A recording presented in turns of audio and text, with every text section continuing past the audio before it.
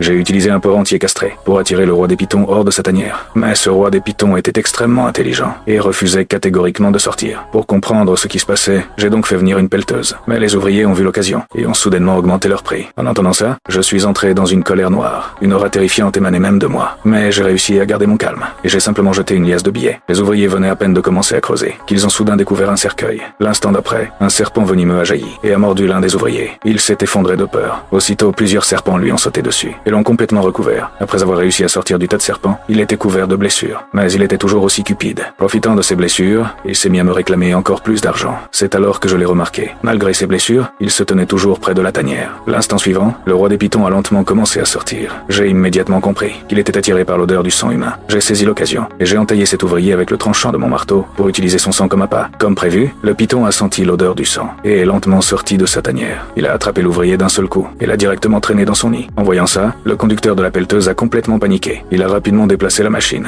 pour bloquer le passage du python. Mais je craignais que la peau de crocodile soit endommagée, alors j'ai ordonné à mes hommes de régler son compte au conducteur. Profitant de ces quelques secondes de répit, je suis finalement sorti moi-même pour affronter le roi des pitons.